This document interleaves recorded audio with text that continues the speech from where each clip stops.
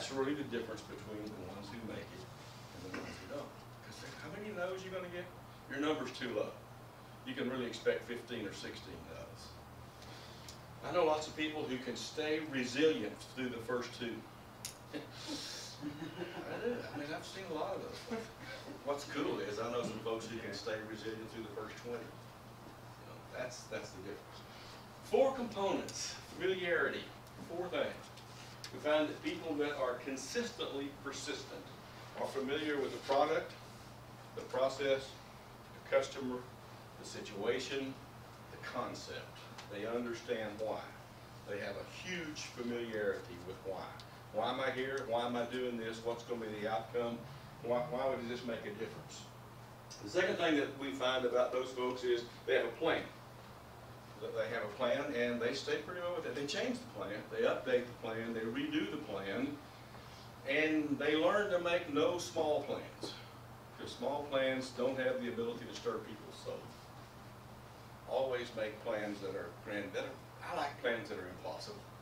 Because I find that when planning for things that are impossible, you get creative. You really have to get creative. So the whole idea of organized, to being organized, to know what's going on, to have a plan. And the third part of that is that they seem to have a sense of urgency. That is that it's, God, I've got to be on to the next event. They're doing things. They're always moving. They're always urgent. I'm not telling you that urgent is more important than important. There's a difference between being urgent and having importance, and both are crucial. But urgency and where you're going to go, in this concept of persistence, a goal that's defined, a method to get there, an urgency to achieve.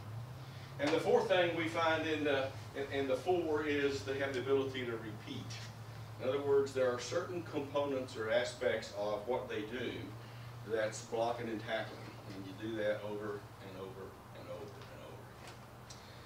Entrepreneurs find that about 80% of their life is very boring because it's about repetitiveness. It's about doing the same thing over and over and over again. That growth occurs, as Michael Gerber and all the folks in entrepreneurship will tell you, when you have the ability to stop working in the business and start working on the business. So when you can spend more time working on the business than you do in the business, then you can take the business to the next level. But you can never take a business to the next level, or a concept, or an idea, or a job, as long as you're working the job. You've got to back away and work on the organization, the next level.